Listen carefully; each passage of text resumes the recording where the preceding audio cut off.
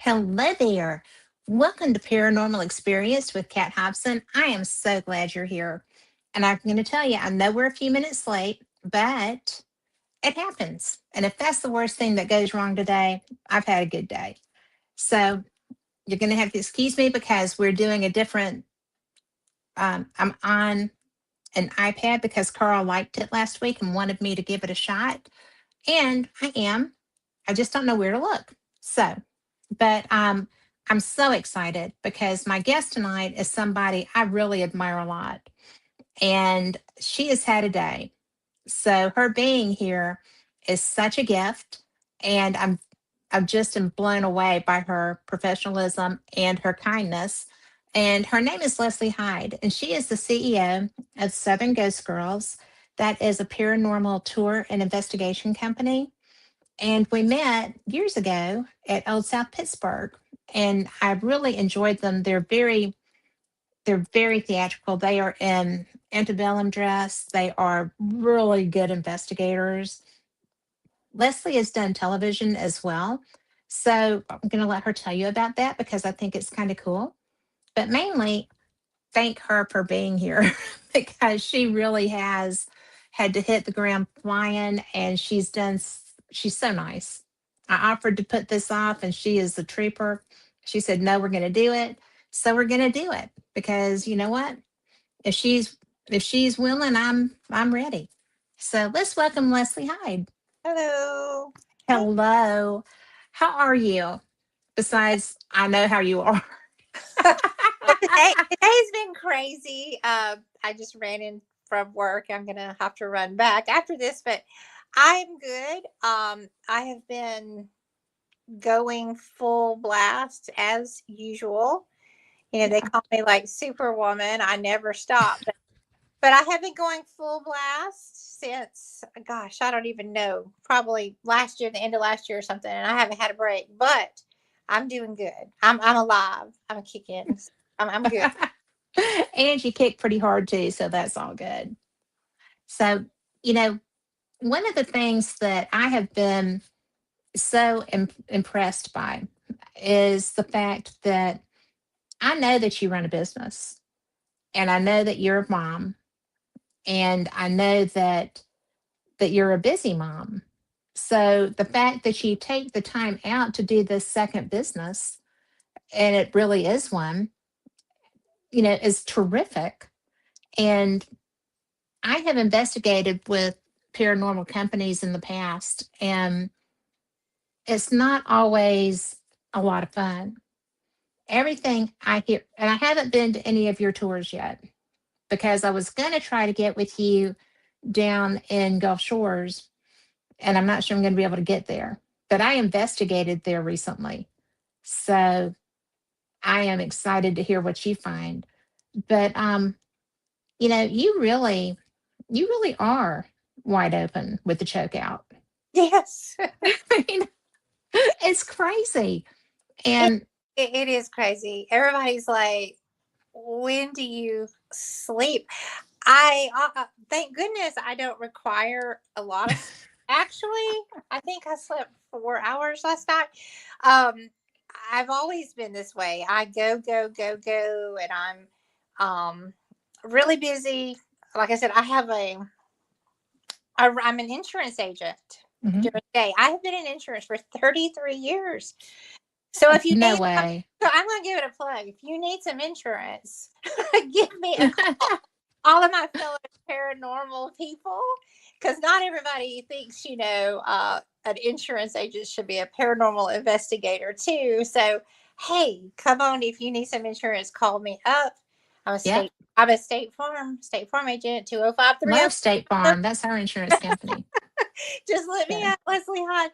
But no, I have the full time agency and employees and an office and everything. And yes, I'm a mom, single mom, and dog mom, dog mom to 4 dogs and cats, and we have a little zoo here. And you then do.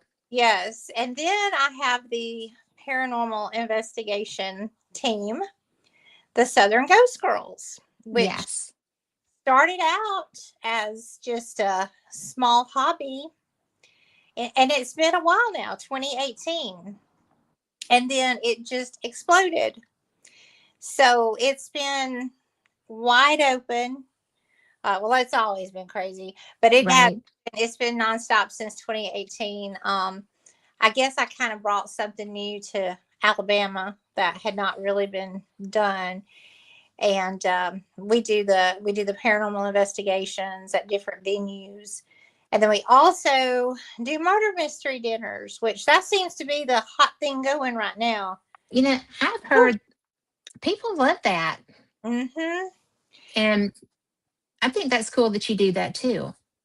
Well, and it's really, it's cool that it's two different things. But how this all came about is we were doing the paranormal investigations at the different historic venues that we investigate at.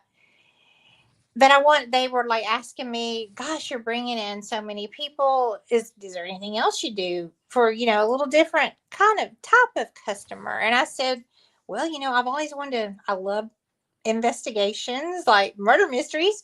So we started Right. that. And honestly, it's about half and half. I mean, it's murder mystery dinners, and you have a certain kind of customer there. Hmm. And then you've got the paranormal investigations, ghost hunts, ghost walks, and you've got that kind of customer. Sometimes they blend together, but the hottest thing right now are the murder mysteries. I'm getting a lot of calls, I'm and, sure. and thank goodness, I mean, I praise God every day. Thank you for sending work my way, so that we can do this. So I'm yeah. I just need to slow down, probably. Well, how many are on your team? Well, it varies. And here's the deal. We had about, I'm going to say there was like 10 people on the team 2 years ago. Okay. And then we, everybody started having babies. That'll do it. Southern Ghost Girls. So Yes. we had, I mean, there was like four of the team members were in their late 20s. And, they all have gotten pregnant and had babies. So, and I understand, they really don't have time as a brand new mom to do a lot of the investigating. I Right. told them, I'm like, come back and get out. You got to do some stuff, something for yourself. Well, that's true. And it's really important. And especially first time moms don't get that, No, and but it's really important. you got to have some space. But it's Yeah. funny. So we're down. We have some of the original members. Sherry is still, with us. Hmm. But we've actually got a couple of guys now that That's are not a bad idea. Southern Ghost Girls and a guy. That's what we always Yes. think about. And no, but they've been good. Zach and Mark, they've been helping, and it's been good. And we've literally been so busy. Like, I have to have one crew one place, and we'll have another crew somewhere else. So Wow. it's been a lot. But people need to raise money, so we take the work. I get that. I used to work for the American Cancer Society in their state office, and they always need money. so, I, so yeah, the girls, we've seen some girls come and go, and different, they've moved. I mean, I lost Michaela moved to Florida, oh, and I really loved Michaela. She was really a great and I investigator. remember her. She was a great investigator. And she moved to Florida, and so she's down there with Mickey and Minnie now. Um, but I've said, come back if you can, if you're ever up in Alabama or Georgia. Um, but yeah, it's been pretty much Ghost Girls and Guys now. And I'm like, am I going to have to change my name? I mean, I don't, Nah. I don't know. But the guys, Just girls and gentlemen, right? we're really not girls. So anyway.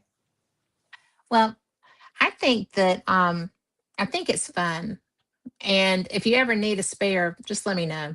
I will come and investigate with you anytime. For real. But And you know, we're going to Gulf Shores this weekend. I know because So I did. I just investigated the house a couple of months ago.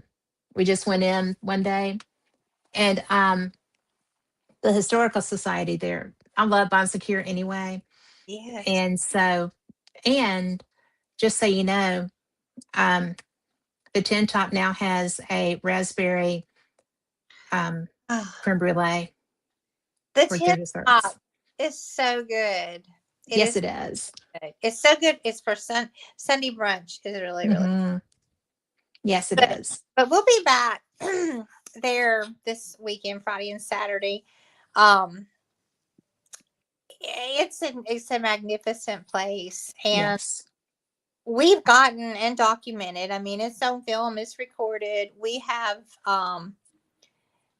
documentation of, we think it's Mr. Coles who Hmm.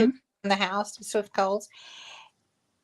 Every time we started hearing a knock, like a knock, you know. Yes. And every time we would ask Mr. Coles, would you knock it? You know, I need to actually post that on You Facebook. should. I'd love Because to see it. I think I'll do that tonight, because talking about this weekend. But we got that, and then so we went into one of the guest bedrooms. It's one of the bedrooms where apparently a woman died of poisoning.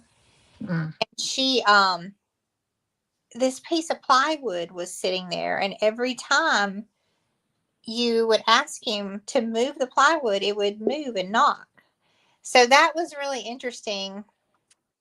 Um, I spent the night in the house. Yeah. I spent the night and didn't have anything happen. You know, not one thing. We didn't get any evidence. But then there's been other times where we did definitely get some EVPs of a little girl's voice Hmm. in the upstairs bedroom. Um, and then there's just a lot of other evidence that we captured in the downstairs bedroom, um, Yes. where the Swifts lived, and the matriarch of the family, her bedroom. So it's a Isn't really, that beautiful though? it's just, it's incredible. I tell everybody, you really need to come join us. You know, I don't know if this weekend will be a very big group or not. It's kind of off season, you know, but Have you advertised down in Gulf Shores? oh, I've advertised. Yeah, I've been advertising. We've been advertising, but I know. Because there's the snowbirds are in. Yes, I know. Well, last So last year in February we did it, and we had probably 50 people. It was crazy, but this year well, we're struggling. But I it's Mardi Gras, but and I it's think parade week too. I think people have been Mardi Gras out and Valentine's out, and it's just like they need a break. But it's Yeah, fine. I mean, even if it's just a small group, I mean, that may that even. might actually be more productive as I, far as the evidence goes too. I wish I could raise more money for them, but it's I just. know. But I think the small groups are good. Of course, they're good. Do you have psychics on your team? The psychics, yes, yes. Well, I mean, I consider myself a medium. So, Right.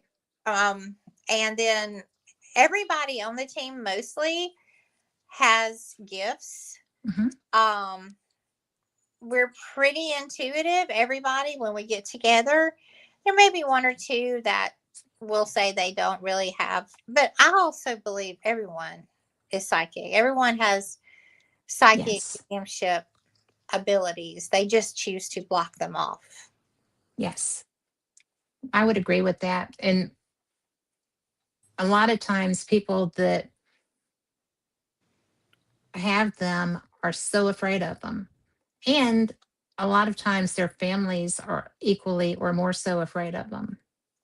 Yes. And, in our neck of the woods, those are the people that wind up going into a sanitarium somewhere, or they just put you in a rocking chair and people come to talk to you. You know, You're just Oh, the oddity in the family. But I know. I mean, at our investigations, we'll have people, come up, and that in our investigations. I mean, I'm gonna brag on them. They're good. I mean, we really try to make everybody that's there feel so comfortable and can ask questions and open mind. And we tell people this: be comfortable. If you're feeling this way, let us know. We really, mhm, really go above and beyond. And I'll have people come up to me all the time afterwards, and they're like, "Can I tell you something? I dreamed that." They'll tell their story, and they're like, "But I tried to tell my mom or something, and she said I was yeah. crazy." But I don't understand. Ooh, my light went out. I don't understand. Oh, look, it's paranormal. Hey, trust me, weird stuff happens all the time. So I but would but not doubt it. I don't understand why people. I don't know. I hope that our world changes and people open their minds more and start paying attention to the spirit world and listening to their guides and angels, and it probably would be a much better place. I think it would too. I know that my world is a much better place when I stop trying to do everything myself and listen to them, because I might be prone to just be very hands on with stuff sometimes. Right. And I want to say hi to Irene in chat too. So she is coming in long distance, as it were. But it really is such a big deal, because you have spirit guides, you have family guides, and and you also have, I feel, guides that are just assigned to you. You're like their job. And I feel like that is very, I mean, it's such a gift to have them. And they're trying, I mean, I have been saved from a lot of stupidity because of my guides, right? Right. And so, it's such a big deal to have that relationship, because it should be a relationship. Yeah. But and sometimes, if I mean, you go into older places, and have you been to the Drury House or the Drish House in Tuscaloosa? Oh yeah. Yeah. Yeah. We've spent the night there several times.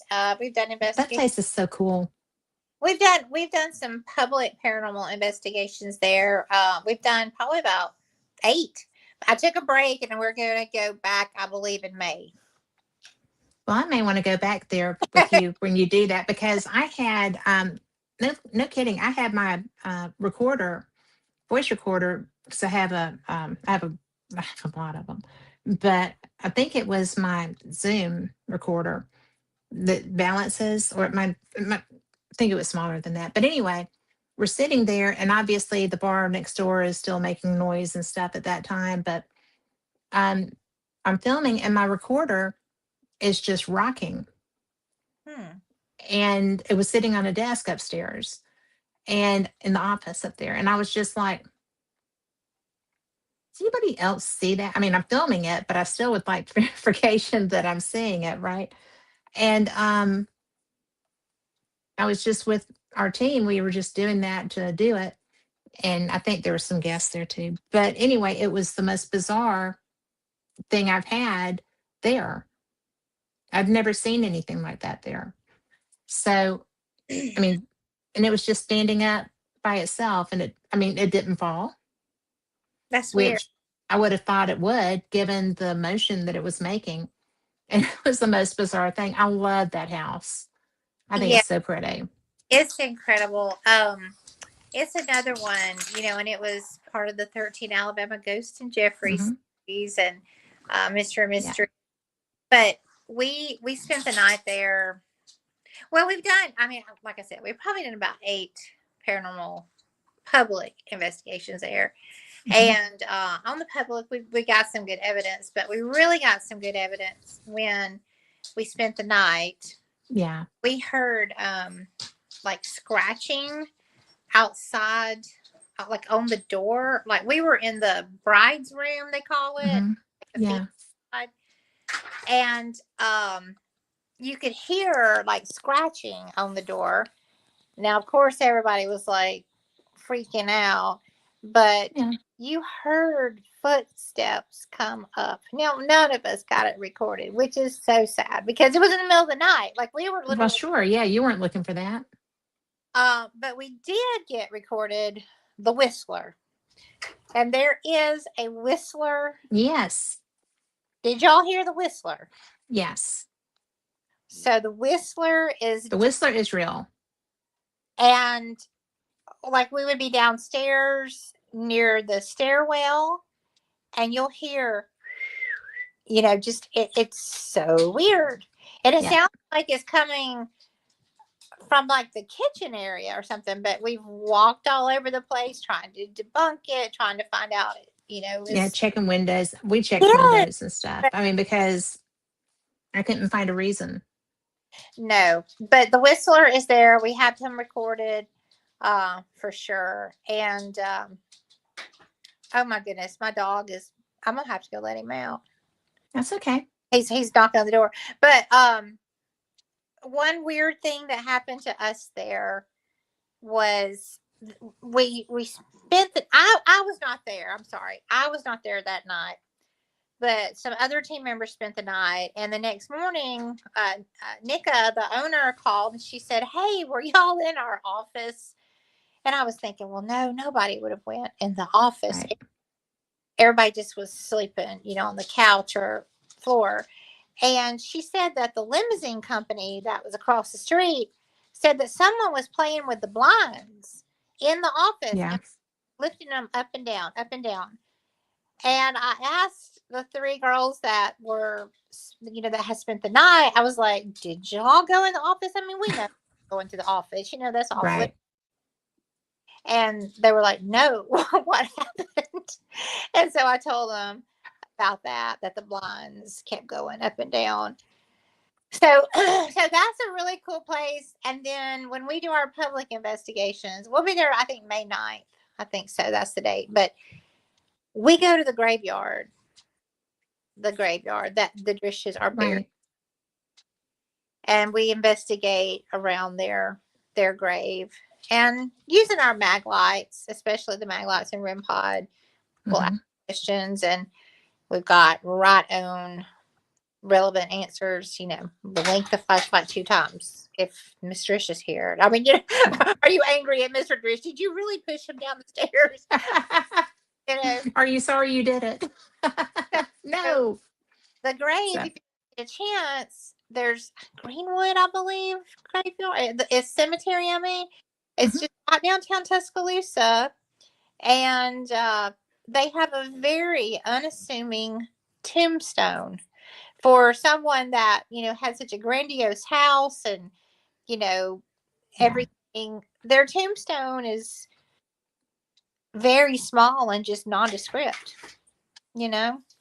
Let me put my dog out. Hold on one second. Absolutely. Take your time. Just give me a minute. I can chat. Come on. So I know y'all are interested in the Drish House is in Tuscaloosa, Alabama, and it is so pretty. And there's um there's all kinds of activity that happens there. So I think it'll be fun. I may go on that. You never know. But I think I love this because she's from northern Alabama. And so she's got more up there. I've got a lot down here. And I think it's interesting when you get to compare notes and stuff like that. I'm back. And there you are. That was fast, girl. Well, I put them out. I hope they're not going to start wanting to come back in. But anyway. Well, we're down to two dogs now. We usually have four, but we have two right now. And so I completely understand. And I have had dogs join the show often. Well, So, I've got another one sitting here, and this morning I actually we could do a lot of animal advocacy work, and I was fostering a puppy, and I took her um, to Georgia to give to her forever home. Oh my gosh. And I drove back. So it's been nuts today. So that's what you were doing in Atlanta? Yes. Oh So, my gosh. so the lady, she is her name's Cynthia Bacon, and she's kind of like my spiritual counselor. She's a psychic medium, and she does quantum healings. So I do Really? a lot of work with her, and she does a lot of energy, healing work. And it's very strange how this all come about. But Nyla, the little puppy, um, we rescued her. She was left to die out in the freezing cold, Oh and my word. got her.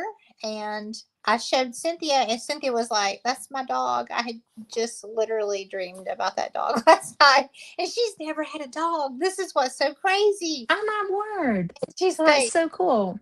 so she's older, but she's never had a dog. She's always had cats. So her and Boy, and Nyla, she started with a puppy. yes, I mean, and Nyla is crazy and teething. Oh, So did you take Bones with you?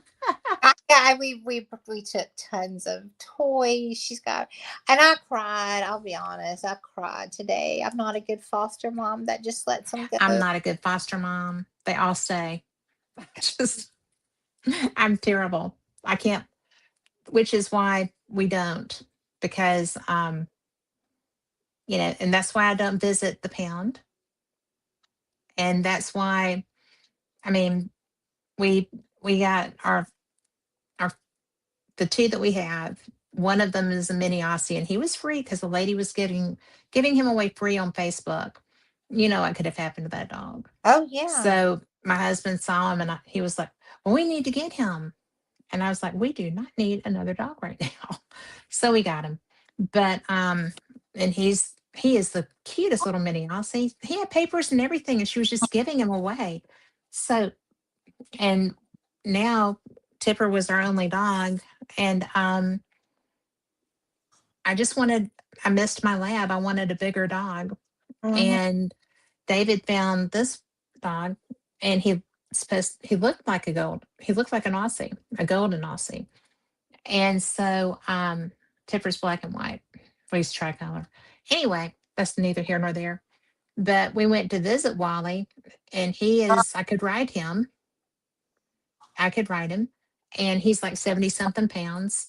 And he is a golden retriever Aussie mix. oh, And he is so pretty, and he still has his tail. And he is like, "Groom, groom, groom, groom," you know. for the play. And I'm going to tell you, he was damaged. He was hurt when they found him. They drug him out from under a trailer. He had a big wound. And when I met him, I just sat down with him. I was like, "I'm safe. I am safe." And he just kind of looked at me, and then he was like, "Okay, you can have me." And so he and Tipper get along. It's funny when they get the zoomies because they're like, Mutt and Jeff, Right. and and they are just like all around the backyard. I'm just like, oh my God, don't fall on Tipper, don't fall on Tipper. And so far, he's never caught a squirrel yet, and we're working really hard for that to stay the rule. And you know, but he knows when there's something happening in the house because he goes to it. And mainly it's dogs because we've lost 7 dogs and 6 dogs. But it's Wally's 8th. But it's just kind of like it's okay. They're here. They're Okay. just play with them. Just play. They'll play. But it's one because I've seen one of my dog's ghosts. Her name was Willow, and she was a Spitz mix with the little tail and everything. She was solid white. And I was coming in from the backyard one day. I'd been working out there, and Willow just came down the hall and did the dog leg into the kitchen. And Oh, I was like, but she wasn't white, she was gray. wow. And I was like, did I just see that? Doing what I do, I'm still questioning it, right? Because it was so perfectly clear. Yeah. And yeah, so we get a lot of dog activity here Well, because they were all rescues, so we were their safe place. I do think the dogs, I mean, I definitely think each dog has its own soul. And Hmm. I really think they're little angels that are sent here. Like Yeah, they, us, the I ones think so. up, and they find us and they stay with us. And Hmm. I have, they're all rescues, every one of them. Right? Yes. They're a crew, let me tell you. But I have Theo, and he's a standard poodle, and he's gorgeous. Oh my gosh, he is a 80-pound red royal standard. Oh, he's red. Yes, and Oh, he they're uh so pretty. he just turned 10 on Valentine's Day, and I've had him since he was 1. And we talk about people. I just,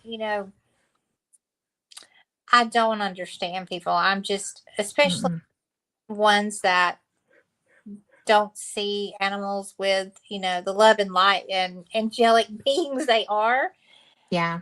But his owner, I mean, this Theo she paid, I believe, $6,000 for him. And he was from Idaho, and he had his mom and dad were like champion dog show poodles.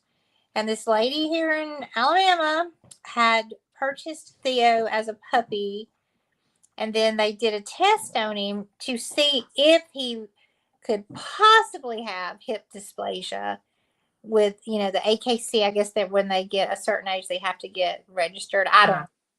But on the test, it said that he could possibly have hip dysplasia.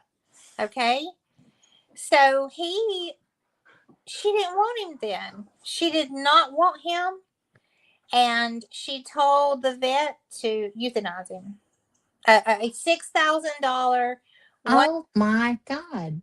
standard poodle. So there goes my light again. So the whole weird thing about it was I've always wanted a poodle ever since I was a little girl. But I mean, I'm not going to go buy a six I thousand. understand. Yeah. And the vet, I had just had surgery or something, and the vet called and said, Lesley, um, do you want a poodle, like a standard poodle? I know you've always wanted one. And I'm like, yes. And he's like, I have one, but I need you to come get it right now. So I literally was still not even supposed to be driving. I don't think. I don't even remember how I got. I think maybe my mom took me to the vet, but we got Theo, and she was going to euthanize him and have it as a tax write off because she was a breeder. Oh dear gosh. And I'm just not understanding. I mean, I can't get inside people's heads like that. Well, it's a good thing that you can't. I mean, because that's bad. But people do I'm this. sorry. I know. I Nuts. don't understand it either. And I want to Um, say hi to April. Hey, April. hello. But I don't get that either. I don't understand why anybody would even contemplate that because you can place them.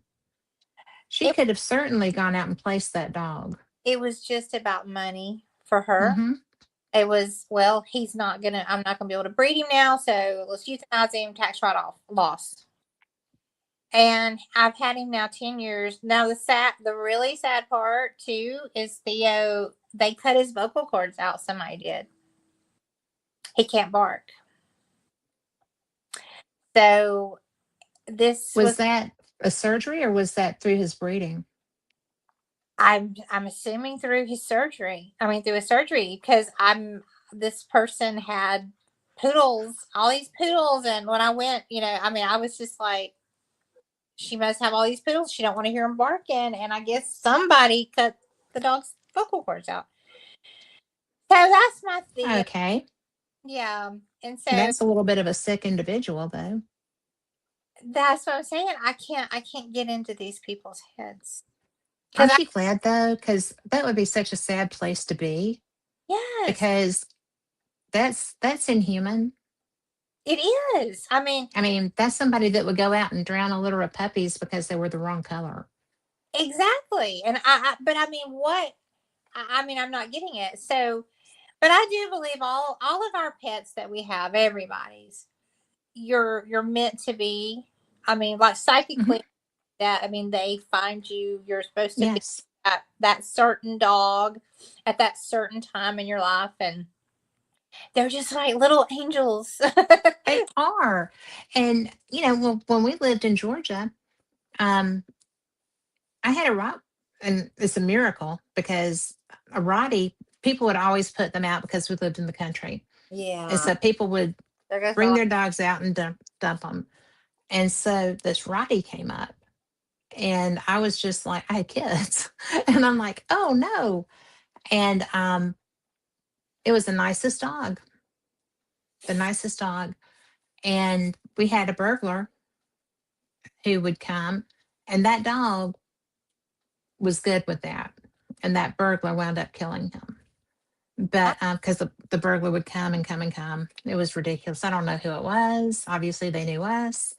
But so yeah, I guess it was a stalkerish kind of thing. But they came in the house too. But that was the best dadgum dog, and all the rest because the family lived on this farm, right? So everybody else were like, that's a dangerous animal. I said, not really. I mean, he decided he was mine. And if I was out on the porch, he was outside on the porch. If I was in the house, he was laying across my feet. If my kids were out, he was watching them. I mean, he didn't do anything really except let me know when somebody was outside. Well, So, uh, yeah. I mean, some of the scary ones, they're really sweethearts. So, yeah. Well, gentle giants, you know, that's a real thing. but I do. So, So they just do so much. I mean, like I've any hard times you have. I mean, you can just lean on lean on them you for can. And love. oh, April said that she has a Saint Bernard poodle mix they got for $50. Is they were bred to be emotional support animals for special needs kids, and she has special needs kids. So, did that work out for you, April? I bet it did.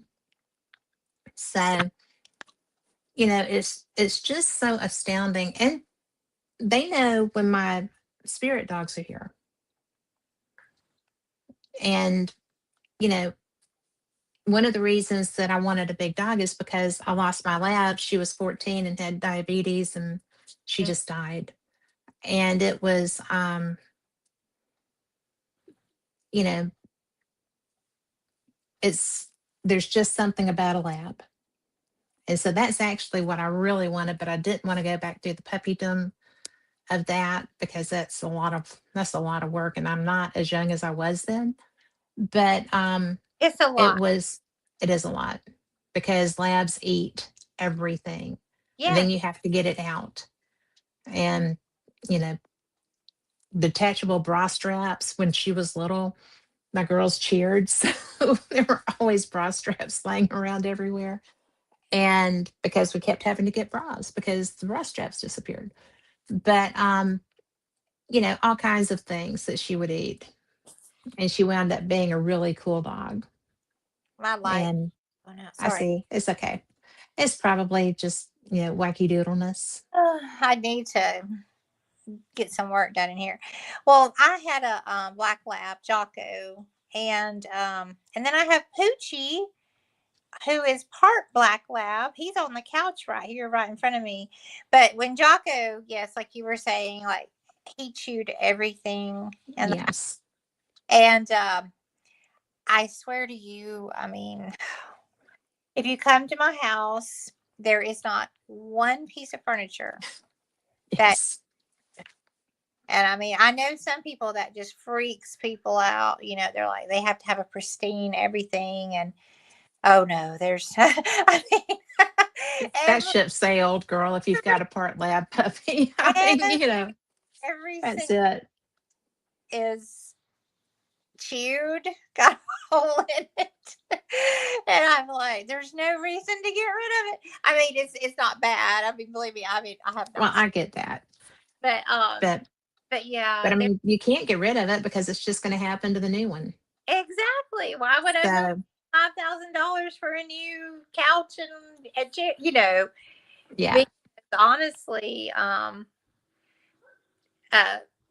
Nala, the little puppy I was fostering, she bit my toes. Yeah, I have little puncture wounds all over my toes. And Oh, she, girl. yeah, because I mean, she would just Puppy come. teeth. Yeah, yeah. And I mean, you should see it, but I mean, my toes are kind of fat looking. And Well, but I, because they're injured on top of no, like everything. she thought they were like sausages. And I even wear flip flops in the wintertime. I don't I like, do. I yeah, live in Birkenstocks. so I don't like So, those shoes. But yeah, puppyhood is rough. but puppyhood is also fun for spirits. I mean, because they get off on that, Oh yeah, or mine in my house do, because they're all family. But it is funny because I have seen them. I've seen the dogs react to them, and Tipper's nervous. The little Aussie, he's a freak, right? Because he just has bad nerves from the family that he was with before. yeah. But yeah, he'll just be like, "Oh my god, what But is you that?" tell that they see the spirits. Absolutely, absolutely. And I'm pretty sure because Kylie was my lab's name, and Max and Willow were my older dogs. And when um when Kylie when they passed away, Kylie missed them really badly. And so you would see them. And it was just like, yeah, okay. And I have not seen her. I have felt her. And I have seen some of her behaviors left behind. When when you walk into the living room, there's something, a blanket messed up or whatever. But it's just so bizarre. Well, I feel like Cool. I don't have any ghost dogs here. Um, I don't feel anything in this house. Uh, Yeah. but I've had three three dogs pass away since I've lived here. And that's my problem. I always get the same dogs that are like the same age. So they Right. all pass away. But I had Chinook and Jocko and Ariel, but I really haven't seen them. I mean, I haven't felt them at all. Yeah. So I'm glad you can still sense the dogs there. That's good. Well, it was the biggest trip of all of that was when I saw Willow that day. And Yeah, that's crazy. it was just, yeah. I mean, she was just walking down the hall and then cut into the kitchen, which was what she would do. And I was just like, but we were her only safe home. Mm, I mean, it was so bad that the vet had gone and gotten her from her home, awful people. took her away. Yeah. And so my sister-in-law and her husband at the time were fostering her. And when I walked in the door, she ran over and jumped on the couch and just leaned on me like, "Where have you been?" And Judy said, "You're taking her home because she has done nothing but pace for 2 weeks. And she's sitting down and loving on you. So Mm. she is your dog." So, and that's how I got her. And we only had Max at the time. So I'm going to tell you, it was love because David had just got me a little Cabrio convertible. and it was warm and gorgeous. And I had to drive home from Gulf Shores with the top up. So Mm. I did love that dog. You So, they're, but, and they're it was New Year's and it was warm enough to have the top down. oh And I yeah. still had to drive home with it up. Yeah, I would take Jocko. I have a Mustang convertible, and I would take Jocko and Chinook when they were alive. They'd be riding in the back seat of the convertible. Um, Yeah. but yeah, I all of my dogs now, all four of them are 10. They're all like 10 years old. So You I did it again.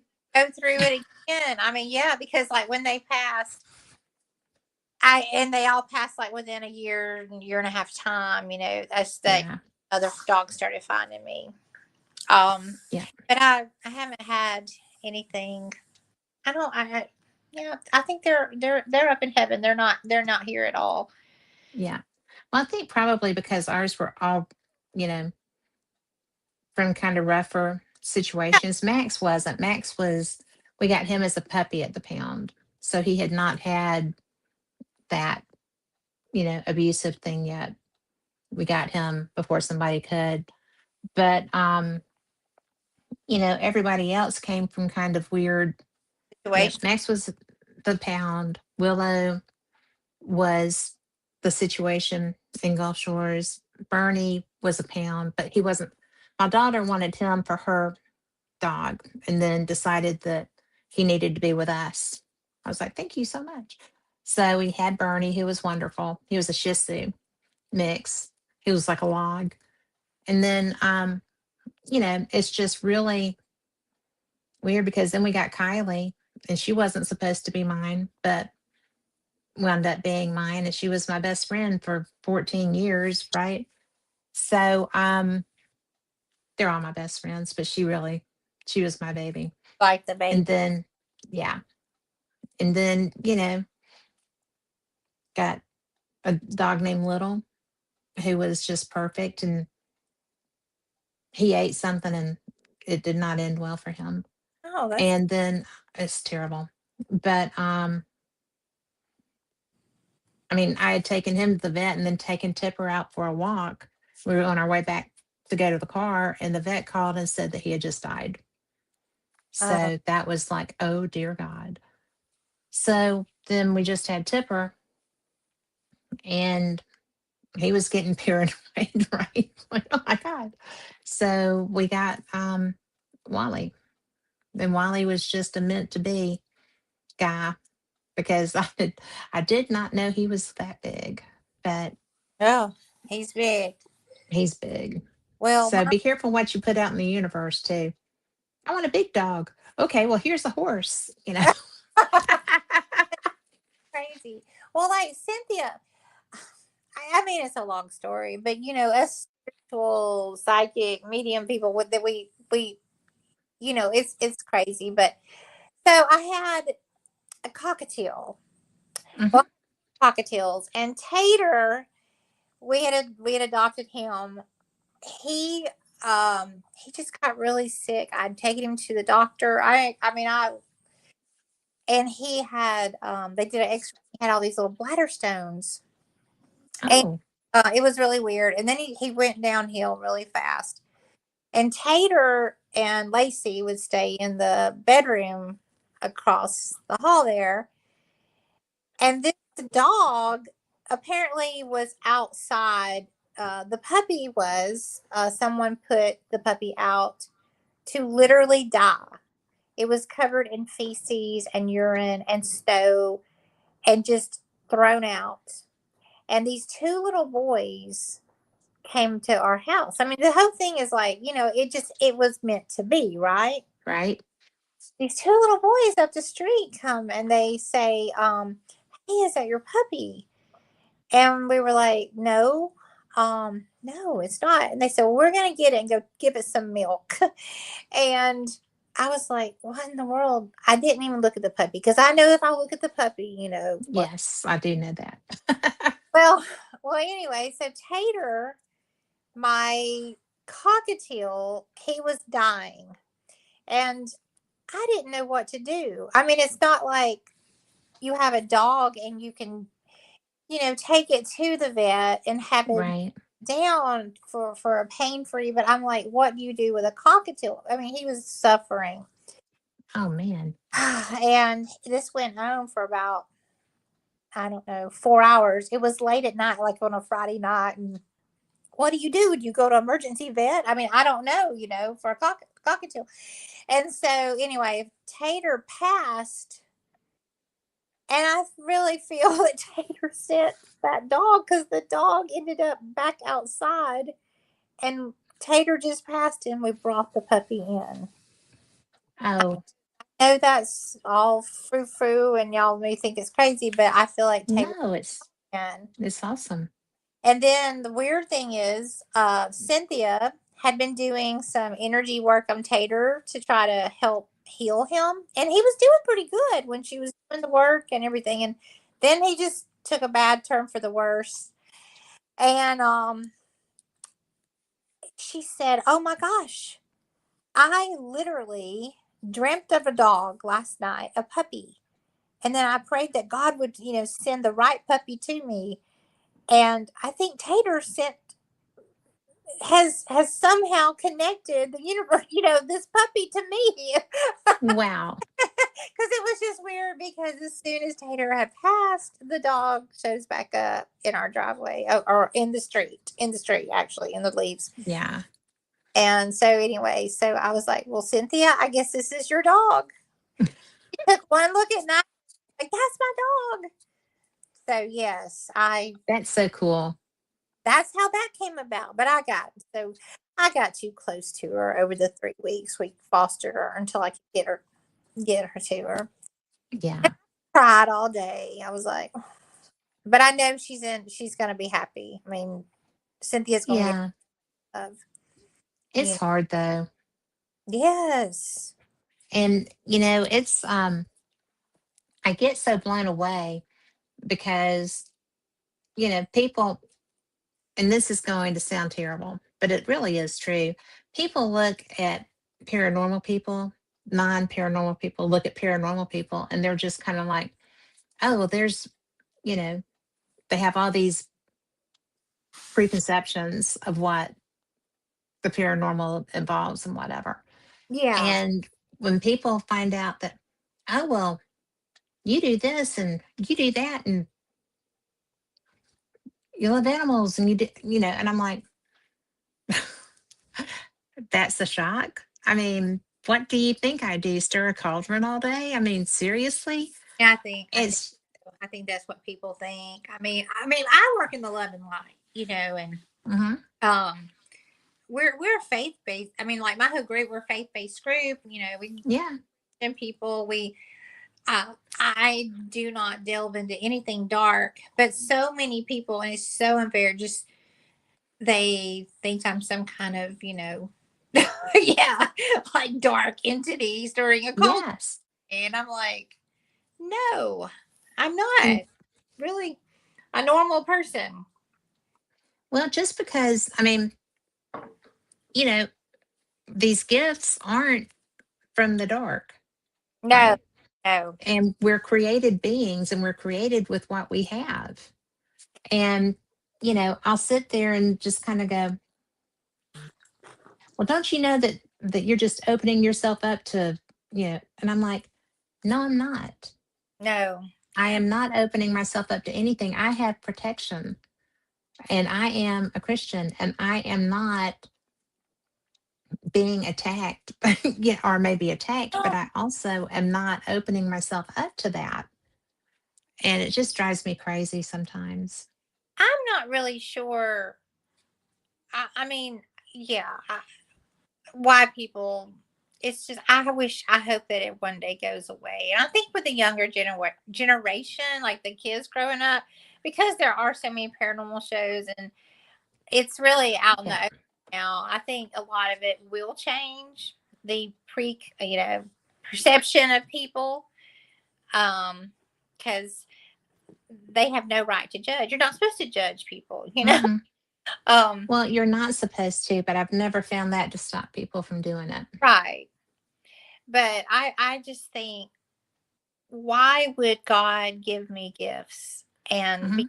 able to literally reach out to people and help for the good?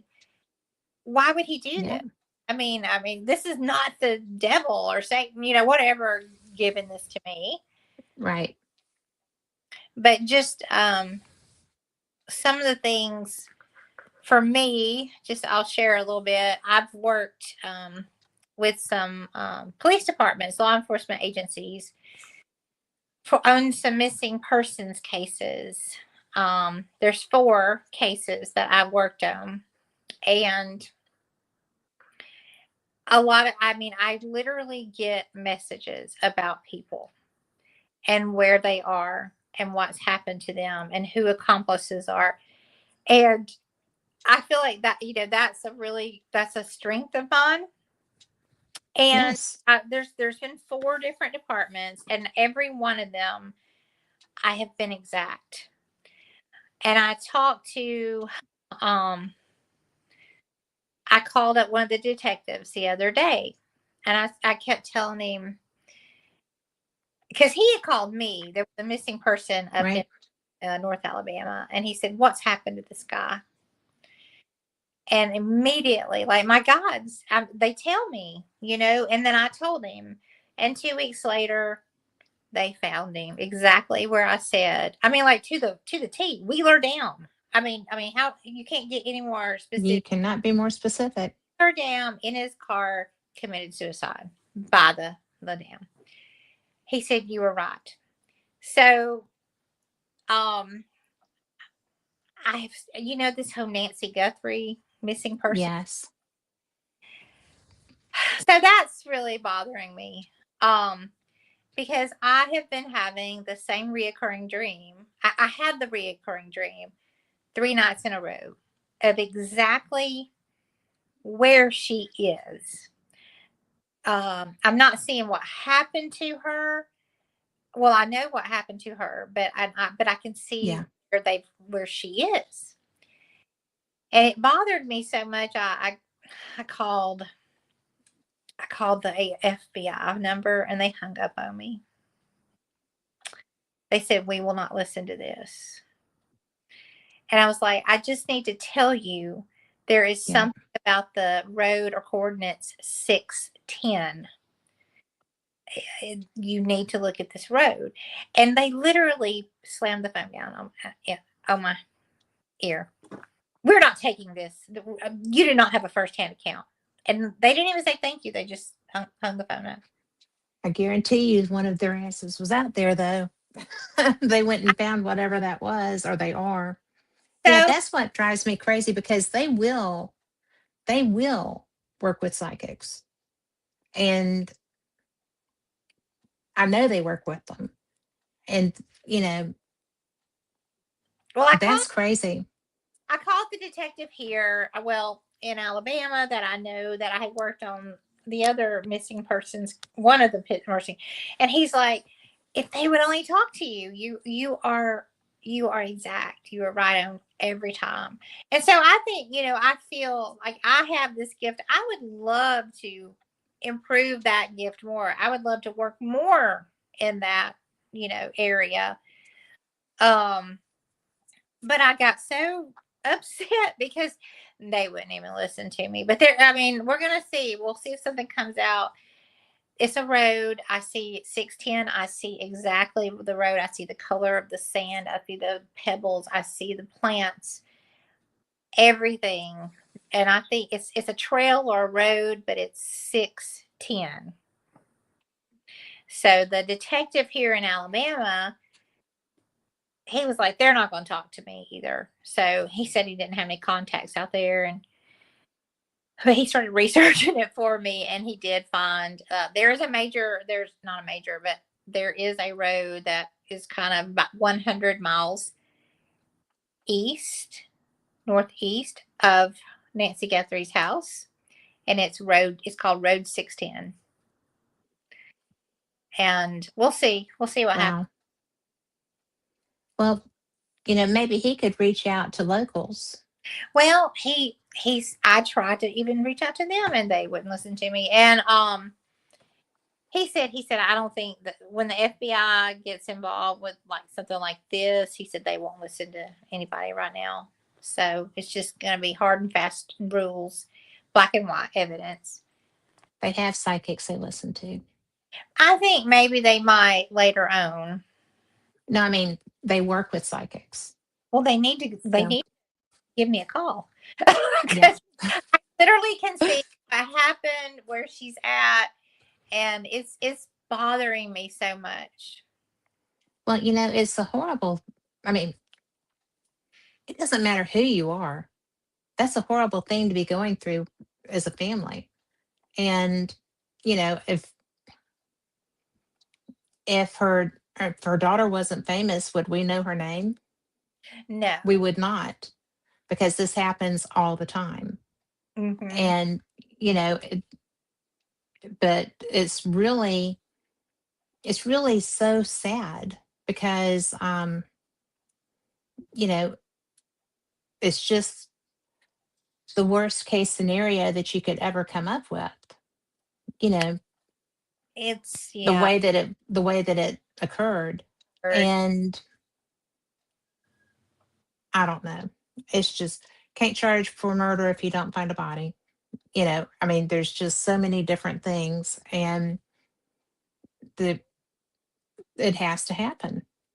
And maybe somebody, one of the people they work with, will come back with that. I have another friend in North Alabama that um, does cold case things and works with missing people things, and she has done that for ever. She's older than I am, and it's weird. We were in Gulf Shores and a child went missing in Orange Beach, and he drowned. They found him, but in the course of the search, I was with a fireman. Was it a fireman? I think it was a cop. But anyway, we were in a condo unit, and we were in a upper floor, and it looked like a murder scene. There Mm. was red stuff that was turning brown all over the floor. It was a mess. And either they had pizzas or spaghetti or something and it all spilled out of the garbage, or something happened there. And I was just like, we have to call somebody. And he was like, I am somebody, you know. Right. And I'm like, well, we have to report this or just make sure that everybody's okay, because this is, it doesn't smell like spaghetti. It's And, really you weird. know, it was so bizarre. And so we got a call like 10 minutes later that they had found the little boy. And I was like, are you going to tell somebody about this? He was like, nope, I'm not, Oh, because I don't have anything to report it relevant to. I said, you can find out who's in that room. I I, mean, you know, well, I, yeah, I don't know. Being a detective, and I mean, like the detective that I spoke to the other day. I mean, being a detective, a lot of it has to do with gut instinct. um, so they need to start listening. But anyway, that but that they aren't. that whole Nancy Guthrie thing, and with That's me, a horrible scenario. I can't believe you're getting something that clear. it's well, it's even weirder. So, and I know this is God working through me, and He's wanting my voice to be heard. No, I'm not crazy either. So, but here, this is Well, I this, know you're not crazy. and So, this is the weird thing. So, I knew who Savannah Guthrie was, but I didn't really, ever pay her any attention, or I really didn't know who she was. I don't, um, watch TV that early in the morning. She's on the Today Show, oh, and okay. I, it was 2 weeks before, exactly 2 weeks before this happened to her mom. I woke up on a Sunday. We'd had a ghost hunt the night before. I was exhausted. I actually slept till about 11. And I woke up and I just reached for my phone, and there was the news break. or whatever, not Newsbreak, but it may have been Newsbreak, popped up on my phone as soon as I opened it up. And it said, Savannah finds her voice. And I was like, huh, Savannah finds her voice. That's that Savannah Guthrie. I'm going to watch this video. And I clicked the video and I watched the news segment. She had had nodules on her vocal cords and she had had surgery. She's in broadcasting. So, I mean, you Hmm. lose your voice. Big And, deal. she was losing her voice. And if you lose your voice, it's bad. And she had had surgery and she couldn't talk for 3 months. So they did like a little documentary on her not talking and then talking, for the first time. Yeah. And then they talked about how she is really a woman of faith and prayer and she's just light and love and she's such a good person. And I was like, huh, she really genuinely seems like a good person. Because some people in Yeah. broadcast media or whatever, they're not. They're not. And that was weird, wasn't it? Like that Yeah. random 2 weeks prior. And then 2 weeks later, I wake up on Sunday and I reach for my phone, I turn it on, and there it says Savannah Guthrie's mother, Nancy, is missing. I was like, oh my God, that's Savannah Guthrie that I read about 2 weeks ago. Yep. And some people would think this is just coincidence, but I don't think it's coincidence. I don't think so. Well, And then, things, when things are a little bit too close like that, that's not coincidence. You were just being primed to pay attention to her. yes. And so then that's when I had the dreams 3 nights in a row. I saw exactly them going in the house, what they did, what they were wearing, what they did to her, took her out, where she is. And 610, 610 kept going over in my head. And here's the crazy thing. I woke up, and I have witnesses to this, 3 days in a row at 610. And I am not an early riser. I am not a morning person. I wait until the second that alarm clock goes off at 7:15. But why was I waking up at 6:10? Yeah. There is something about this. So if you're out there, if you're listening, you can talk to the FBI. Have them call me because it's just bothering me. Right. Well, Let my it dog would. hold on 1 second. I'm gonna let him. Okay.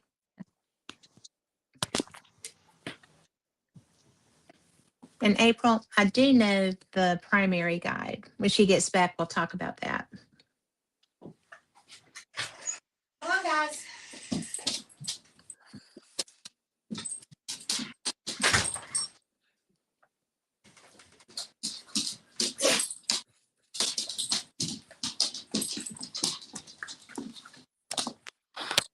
Okay, I'm back.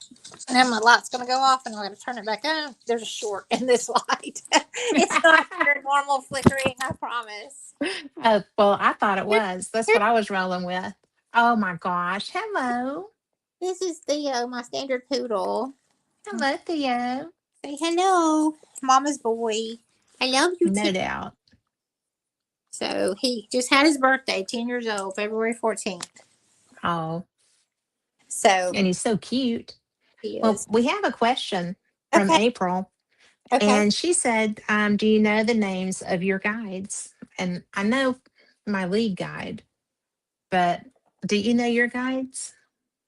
This is so weird, but I have never named the gods. I don't have names for them. I I know just asked one day. I feel like it's a name, and you're gonna really think this is nuts. It's like a Middle Eastern name. I see it kind of starting with an A. I don't think that's weird because somebody had told me to ask before I went to sleep.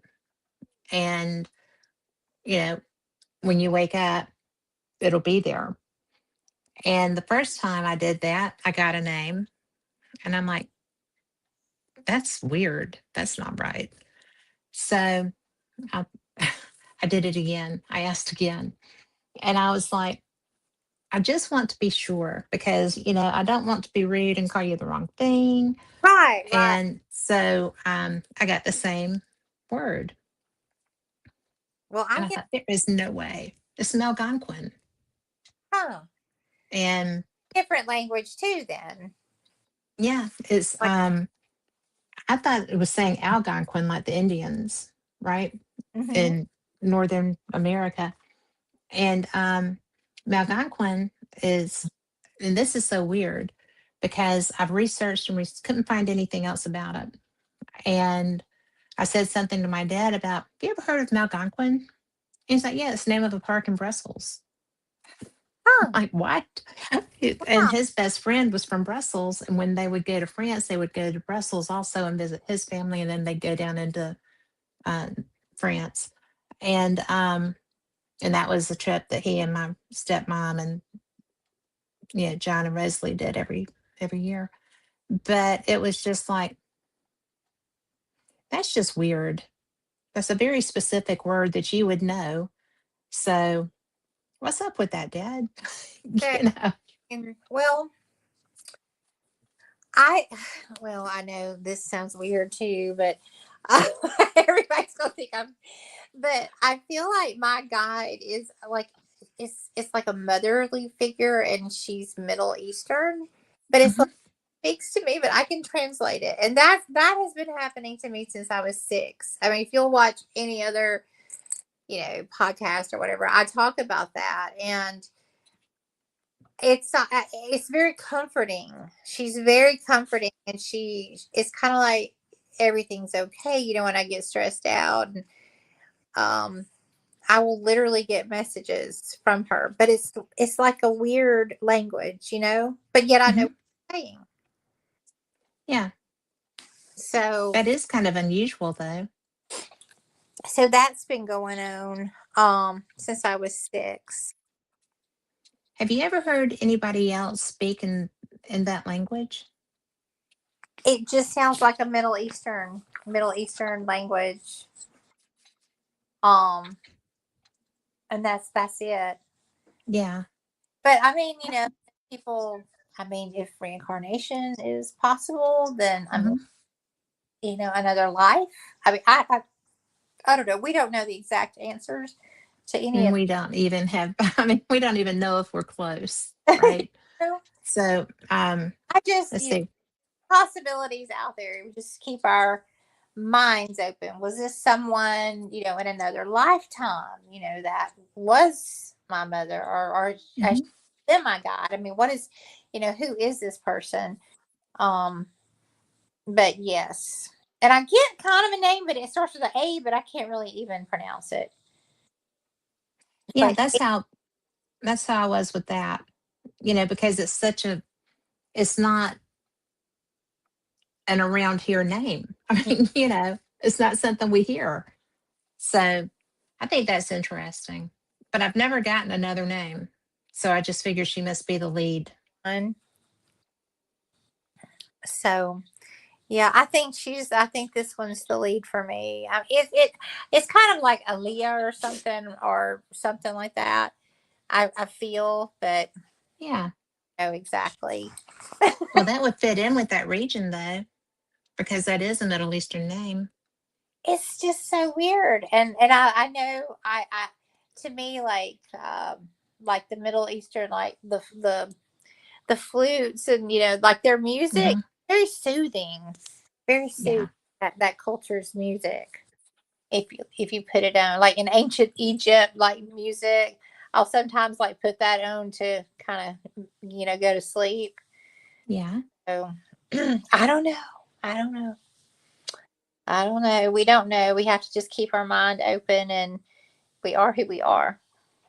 Well, and, it's never boring. And April says that she's asked in meditation um, when talking to guides, but she only hears angel names. And she said Ariel was the first name I heard, but she might have heard it wrong. Well, Yeah, it's hard to know. But, I thought for sure that I was hearing mine wrong. I thought, there's no way. I've never heard that word. and because I hadn't. And it's hard to, because of our human brain, the way that we look at things, it's a whole different mindset Mm. as just an average person on the street versus when you're actually opening yourself up and you're just kind of like, okay, I have no idea what I'm going to do with this. Well, But and I feel like more people than not have these things happening. mhm, They just don't talk about it. It's yeah. just suppressed, and if you say stuff, people will think you're crazy and you'll be put in the hospital. So, Or, that would be or just turned loose on, the public. But, it's so funny because, not going to lie, um, I lost both my parents kind of quick together. And then, wound up being my mom's person when I wasn't who she wanted to be that person. Right. Her cousin was designated for that because she thought it would be too much. And then her cousin abdicated and just disappeared with all her money. oh, But yeah, really nice lady. But she has Alzheimer's, so that's an excuse for everything. But recently I thought I did, right? Because my memory went to crap. Everything was just so bizarre. And it was very quick. And so I went to get tested because I have a family history and I was paranoid, right? hmm, And I wasn't able to focus like when I was investigating or if I'm reading or whatever I'm doing was just like, whoa. So I went and got tested and they were like, oh, nope, you don't have any markers for Alzheimer's, but you do have extreme adult ADHD. hmm, And women postmenopausal stop producing collagen, and the brain needs collagen to juice it up. So I'm eating all the collagen lately, you're taking. but I'm taking medication and stuff too, and it's so weird because one of the medications I sat back and I was just kind of like, okay, I'm gonna take this. We'll see what happens. And I told my husband later, I was like, there is nothing in my head. And he was like, well, I've been saying that for years. I said, shut up. But I don't have thoughts. I mean, That are like racing. nothing. I mean, I'm not doing word games in my head. I'm not solving equations in my head. I'm not, writing the great American novel in my head. I mean, Right. nothing is happening in my head. And it was the strangest thing. I thought that I broke, right? And turns out that's how most people live every day. I was just like, how are you not thinking all these things all the time? What are you accomplishing in life? And so it was so funny because since I started taking medication, I can actually solve just a puzzle, right? I don't have to be doing everything all at once, all in my da da da, and it's so bizarre to become, but it also helps interact more with spirit because I can hear. Yeah. Well, I mean, I've never been diagnosed with ADHD, but I would bet $100 that I have it because my mind does race Yeah. all the time. It just races all the time, like I have 10 million things. But I mean, I do actually have 10 million things going on in my life that I'm trying Yeah, to you do. juggle. But yes, I probably do have it, but I don't even know if I could function not being how I am. If it calmed me, I might Well, freak out. the thing, because when I was raising kids, it was a it was a good thing, right? Because I was the guy said I probably had it my entire life, but the lack of collagen just escalated everything. But because I was like you when I was younger, I was like 200 miles out. I had two girls, soccer, cheerleading, dance line. My son was athletics and then car guy and then married and, everybody happy and all this stuff and ducks in a row. And, you know, half the time I didn't even know whose ducks they were, but they were getting in my row and we were all going out the door doing what we needed to do, right? Because I had all these extra kids. And it was just, I sit back now and look at it, and you will too, probably. And you're just like, oh, I'm working, you know, and it was just like, how the hell did I do that? I have no idea how I did that. And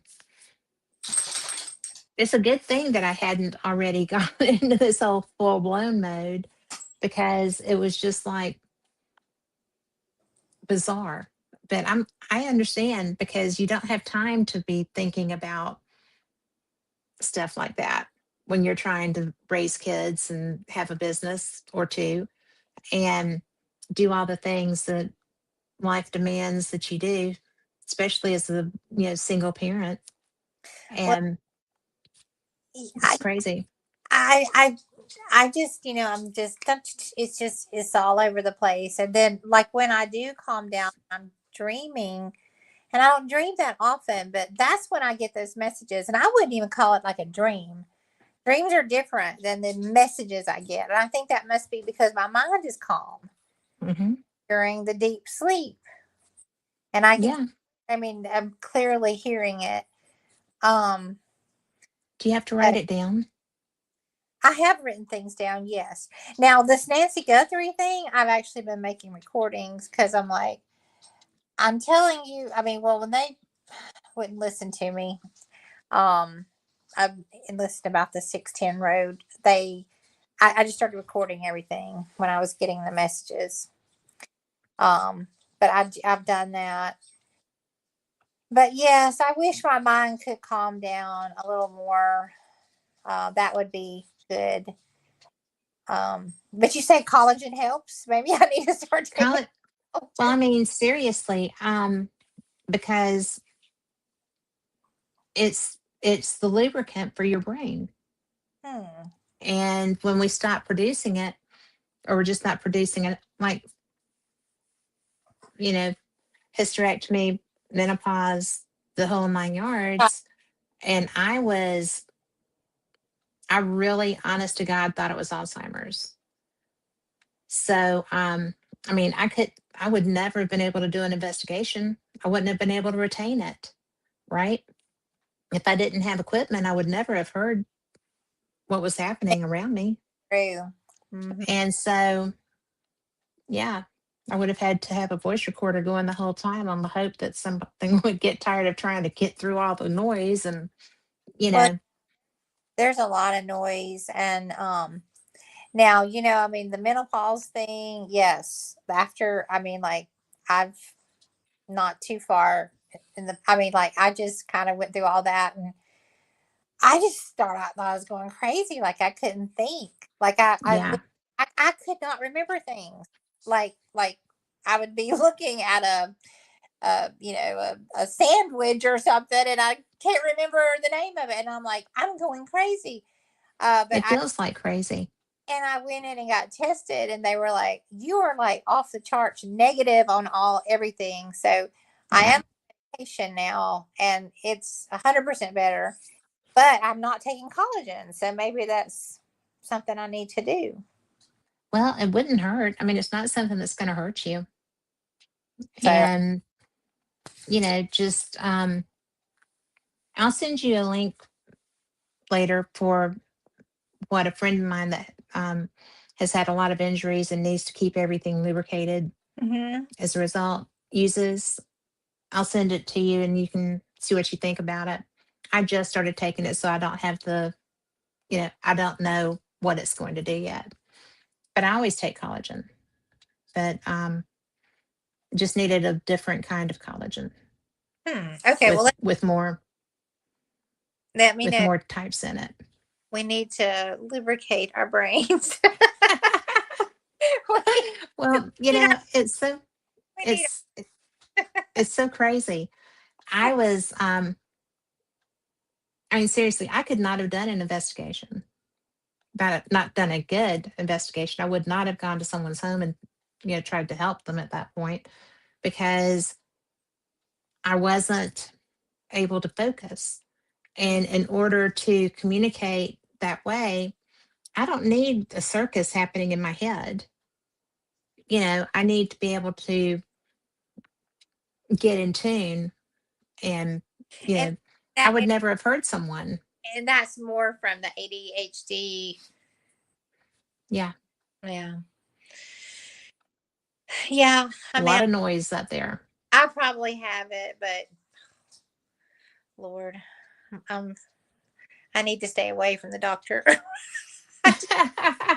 Well, Well, get you some collagen and see what happens. collagen and see what happens.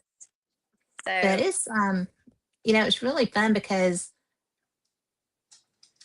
I kind of wonder what it would have been like if I were doing around spirits. But it's in fact, when I was at the Swift Coal House, I was probably moving into this. So that might be because a friend of mine who is a very good, the best psychic I've ever known in my entire life. And he's a healer and he's just wonderful. His name's Mark Foltz. And he was hearing a gentleman and seeing a gentleman and, he just lets us do our thing, you know. And so I think I was hearing somebody named Kenneth. And I'm like, are you here? I mean, I know you're here, but where are you? And so it was a completely different person from whom Mark was talking to. So I was on like a completely different wavelength.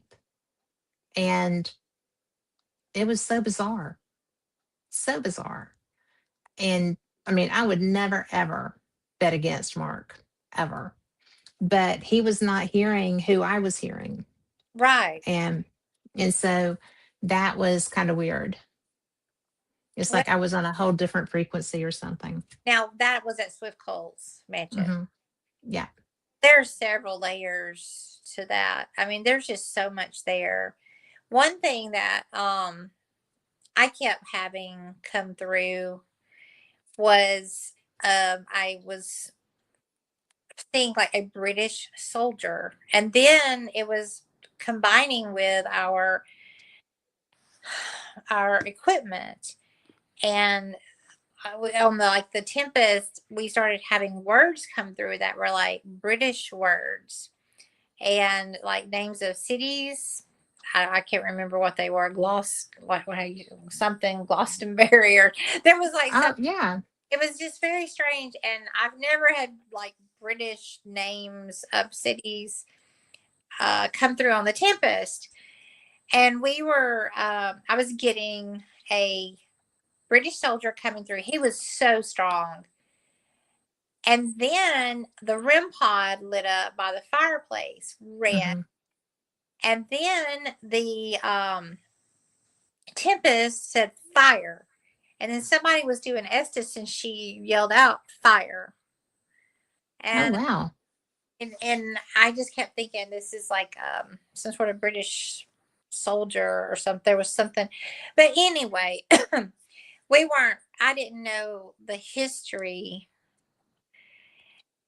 But that area, if you go over to Tin Top, there's that Hmm. big bell. There's a big bell there. Hmm.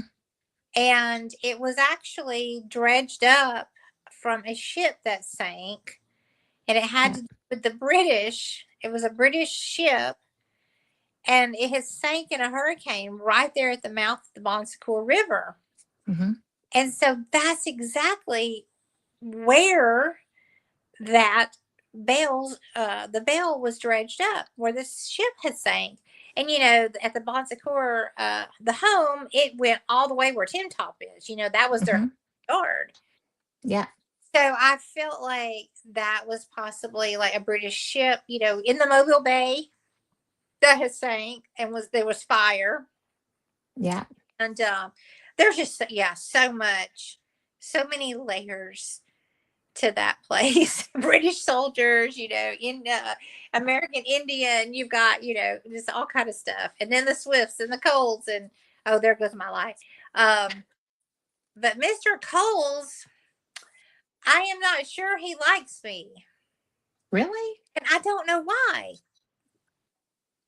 Yeah, I don't know. What makes you think he doesn't? Well, because Susan, she told me, she said go into his office, because they've got the office closed, Hmm. and you just walk through there. And when I walked through there, he had all this artwork in there because he was an art collector Yeah. and antique collector, and um, I was looking through all of it, and it was quite the eclectic collection of artwork. Did you go into that office part? Yeah, I did. So I don't know. I was just kind of getting a bad vibe for some reason. But anyway, when I left, when I turned the doorknob, something pinched my finger, like hurt my finger, like Oh somebody my gosh.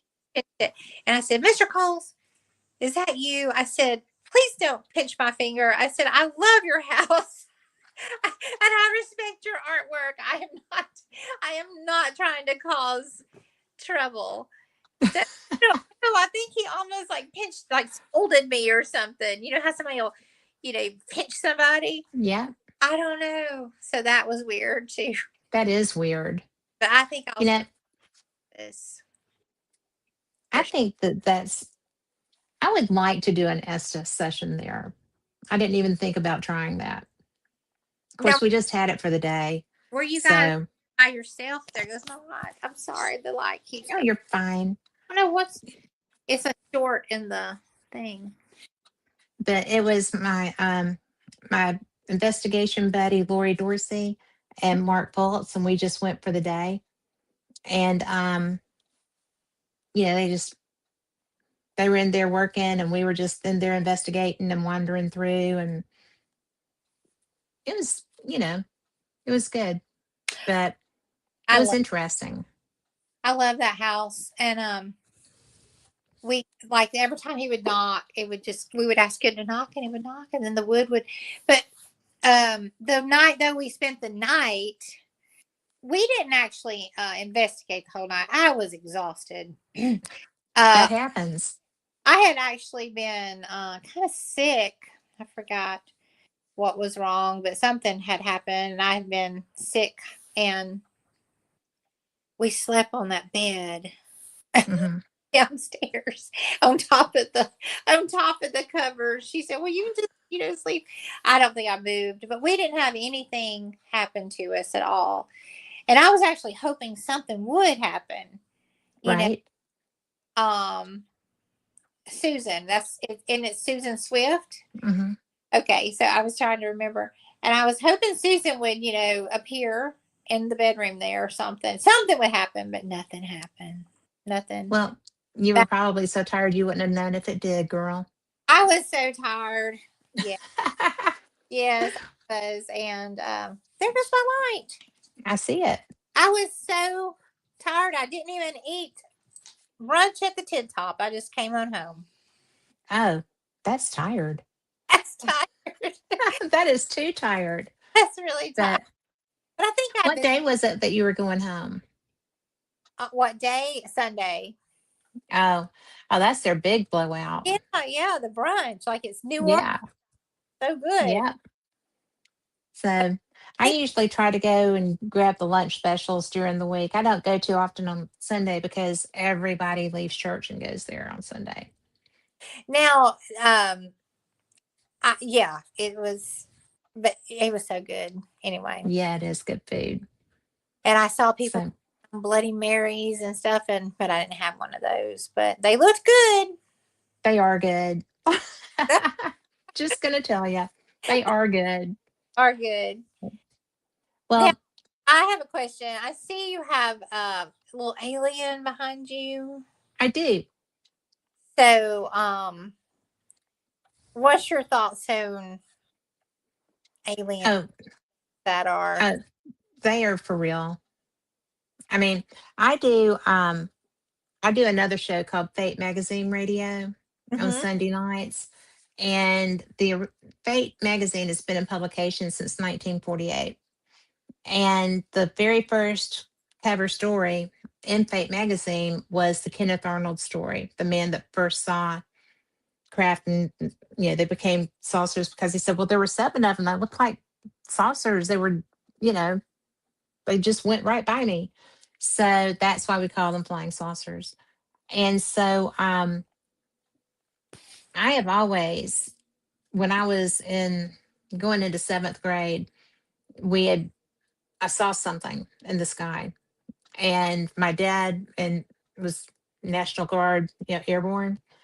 And so they had had a jump that day, and everybody was over at our house grilling out and whatnot.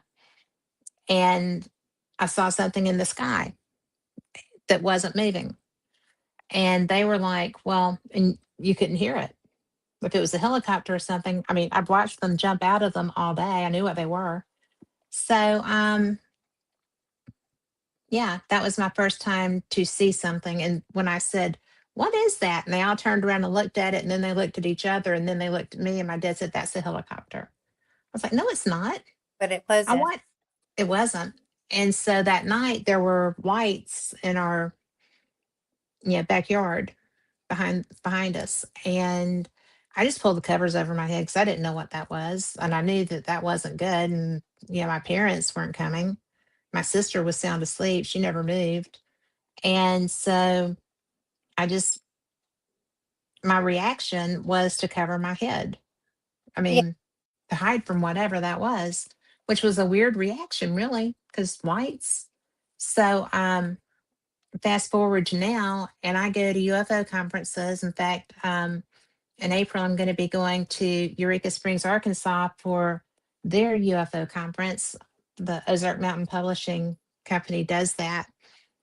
And so, and I try to go every year. I think it's a really cool conference, and it's very up close. You get to have real conversations with people. It's not like alien kind of stuff where you can't get to the people talking. They're very much gate kept. So, but it's a great conference too. I mean, that one is good for experiencers because they have a lot of group sessions for that. But I just love the UFO information and the the work that's going into that now, and the acknowledgement really that this is a thing, because it is. And so that's why I had a blue alien, and he bit the big one, or somebody bit him. And it was devastating. It really was. It was devastating because I've done Fate magazine for 5 years, and I've done this show for 10 years. And so it's just kind of like you know weird that I'm still here, really. I love it. But it's just, I And got hacked. I got hacked so bad, and I lost Facebook. Um I lost everything. I lost my email. I lost all kinds of stuff. It took forever to recover my email because I'd had it forever. But I got it back. But I didn't get my Facebook back. I had to create a whole different, thing. So that's very frustrating. And whoever did it, I don't know what they posted, but it must have been a doozy because it was a big deal. how did you? And hmm? I mean, how did you? What happened? Somebody posted something on your Facebook. Well, it must have been because I was there. I got up the next morning and said, your Facebook has been deleted for content, blah, blah, blah, blah, blah. And I'm like, what? And and I mean, there was no, and they said, you're banned for life. And but you didn't post it. Somebody did. No, somebody did something. And Okay. so, I was just like, well, this is just weird. So when I went back, and I was like trying to talk to them, and they're like, no, you're not getting, so workarounds, you That's know. sad that they can. I mean, that you got deleted because you Hmm. didn't post anything. Yeah. but I couldn't prove. I mean, I never got a chance to prove Mm-hmm. that I didn't. I mean, because they could have looked at IP addresses, they could have done whatever, and they were just like, it was just immediate. Like I woke up one morning and it was gone. So that was weird. That was really weird. When did that happen? 2 years ago, maybe. It hasn't been very long. That's crazy. So I went from having like, thousands of followers and friends and everything. I lost all of that. So it was bizarre. And it was really very sudden. Hmm. I mean, I just was blown away. And I had been doing just audio only, like StreamYard, not StreamYard. I can't remember the name of that. Carl, what's the name of that platform? But Spreaker, Spreaker.com. And I mean, they're still out there, but it's just the way. And you can't be mad because you can't do anything about it. You just go and do what you can after. Yeah. And so that's what I did.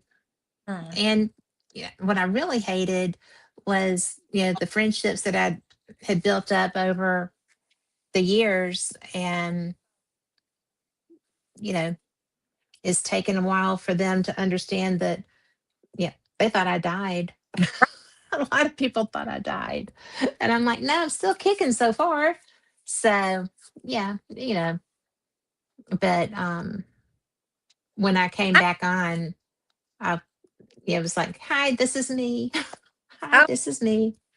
yeah. And That's it crazy. was, it was crazy. And, you know, you live and you learn. You just, I never, Was this I a back everything up now. was it a business page or? It was my personal page and my show pages. Hmm. Everything about everything that was relevant and tied to my person there. Oh It gosh. was wild. Yeah, it was nuts. So it was now I just, you know, back up stuff and keep up with stuff, and which was really fun when I got ADHD. Oh, So it was just like, ah. crazy. So it's just the most bizarre thing.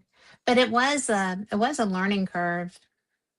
I just I don't do a whole lot, but I have friends that show up and listen, and they'll listen, during the week. They'll hit my YouTube or whatever, and oh, this was that.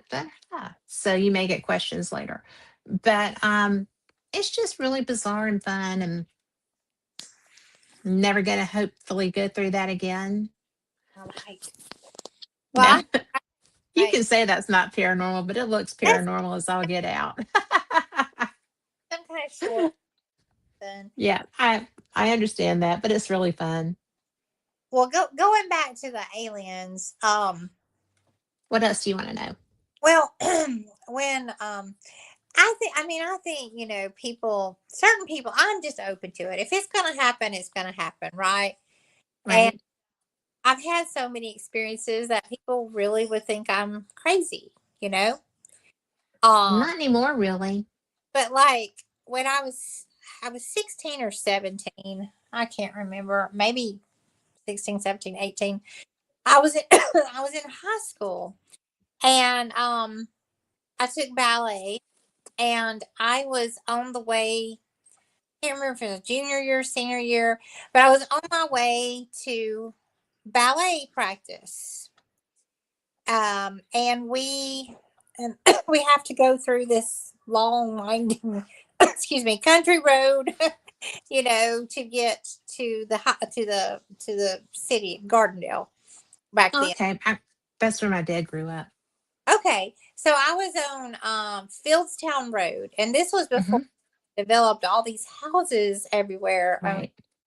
But anyway, so I was going and I looked up in the sky and to my left, and there was just this really weird, big, bright white light, kind of like a saucer. And it was Right. to my left, and it was just like hovering in the sky. Now I am literally in the middle of nowhere, feeling like, and I was like, the first thought was, oh my God, that's like a UFO. And I just kept driving and driving. And Yeah. I LA, and I was like, oh my gosh, everybody, I just saw a UFO. And they literally like ostracized me. I was No way. Oh my gosh. weren't my friends anymore. I was just like exiled from That's awful. ballet because they thought I was crazy. But the crazy thing about it is the next morning, it was the headline, when we still had newspapers, Mm-hmm.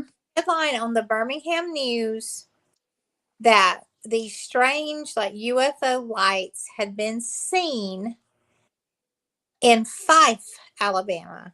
Do you know anything about the Fife? Yes.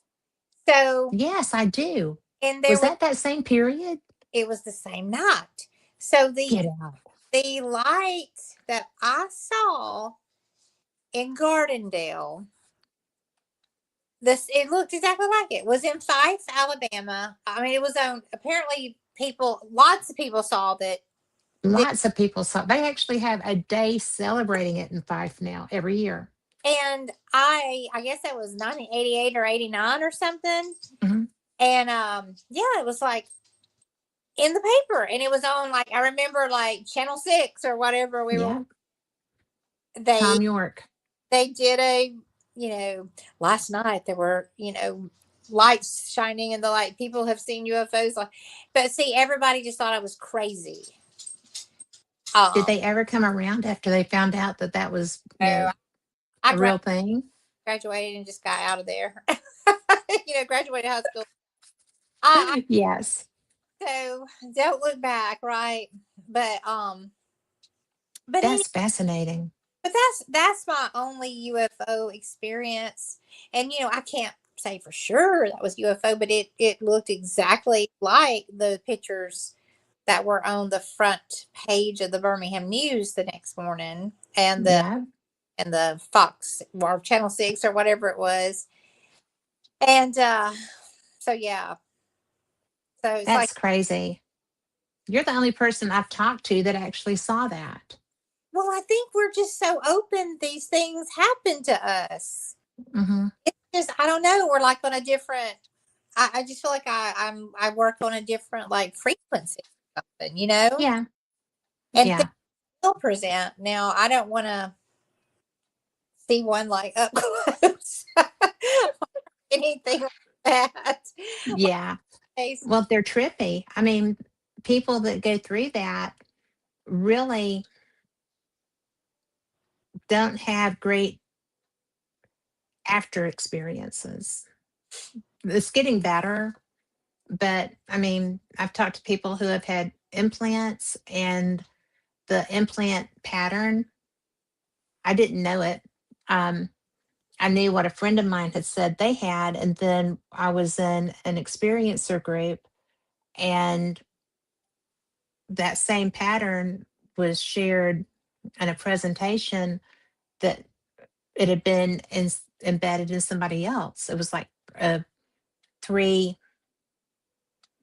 pieces of something that was in them Really? in Okay. in a pattern.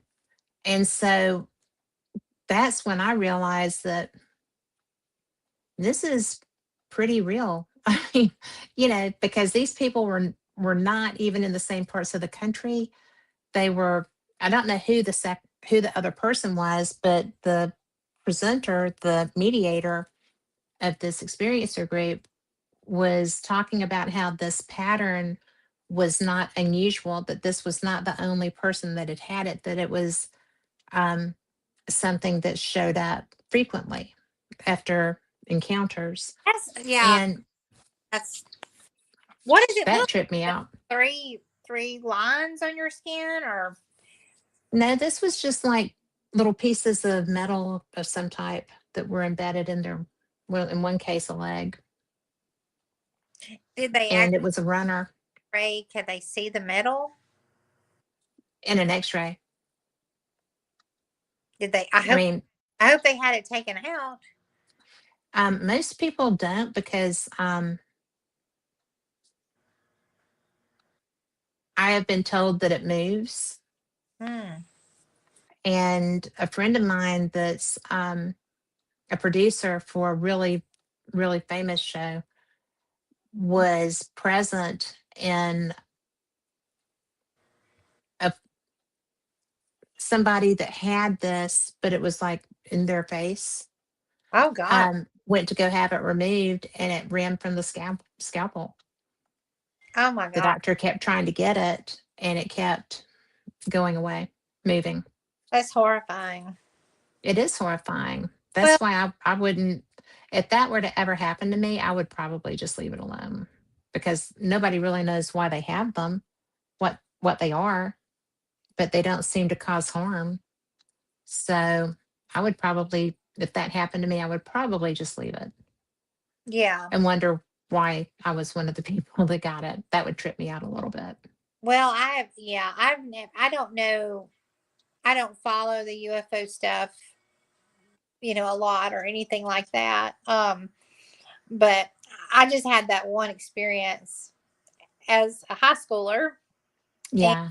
I was made to feel like an idiot, but it was in the paper the next day, and I'm like, yeah, And then they were the idiots. yeah. So But I haven't ever followed it. Maybe I don't follow it because I am. I mean, I'm scared of it. Like I don't want to get an implant, and I don't well, know. it's not an unrealistic fear. I mean, because it's an unknown. It's obviously got intelligence that we don't have as far as having developed means of transportation to accomplish being here. And, it's, and there are people that have just kind of disappeared for a while. Usually they come back. But, there are real abductions. And so it does lend lend itself to being afraid, Yeah, yeah. so I think that I think it's not an unreasonable fear. I don't think it's something that should be a, all consuming fear. I mean, it's Uh, not that kind of a thing, like try to but it, stay away. I don't follow it. I think if I started yeah, feeling I, that much, then yeah, I would develop like, oh my gosh. I think you would not because the more that I've done it, um, the more interesting it is that the more ridiculous it is that we're not trusted with the information that's out there. See, There's a lot of information out there. And it's just so annoying that the government. you know,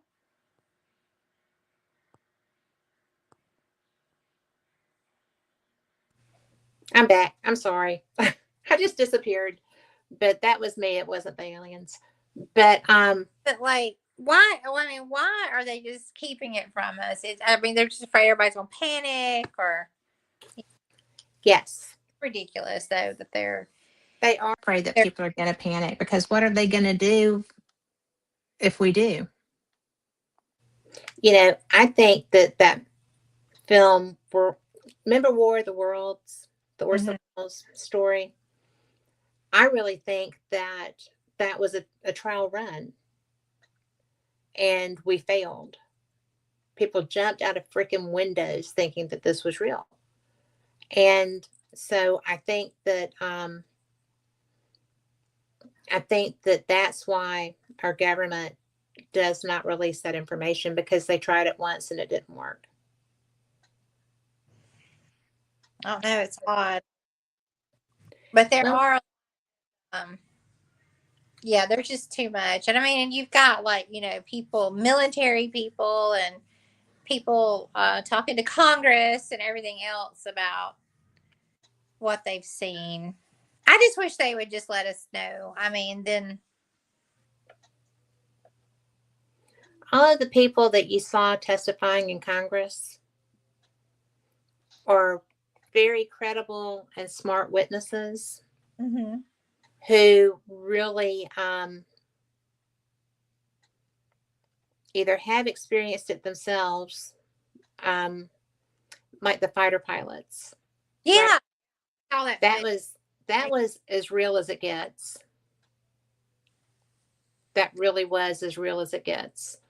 And these are trained observers. These are trained people. These are people trained to recognize a threat and take it out. Right. And these people did not fire on those craft. And in that particular instance, it's happened twice. It happened with the Roosevelt group in the Atlantic before it happened in the Pacific. And when it happened in the Atlantic, it was very hush hush. And it was really bizarre because it was crazy. And so when they got started, are you still there?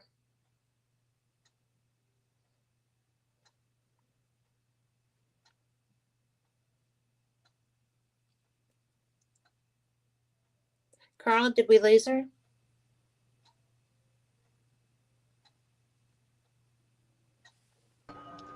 No, she's got her camera off. Ah. She'll be back. Okay. So we haven't lost her. She's still there. She's trying to get back. She's sitting in the dark. And I am trying to get this to work back again.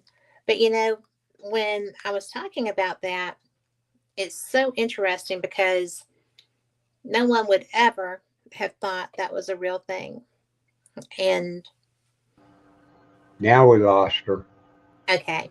Well, she probably just realized that something was screwy with her system. But I am going to just go ahead and say that the stuff that happened in the Atlantic and the stuff that happened in the Pacific, and I'm trying to get this thing off of here.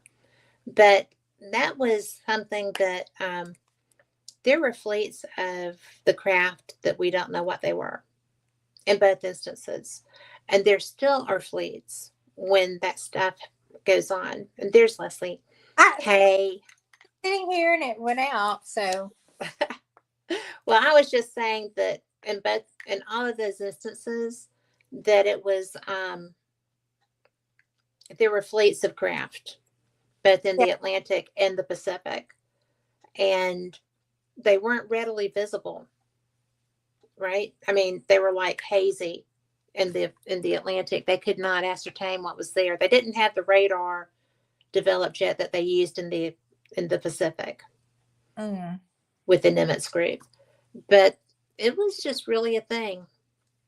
And if you come back, we'll talk about UFOs more because we're out of time. Yeah, the UFO thing. I want to go like that conference you're talking about. That sounds really interesting. Well, I will give you. I have a bed. You can go to Arkansas with me.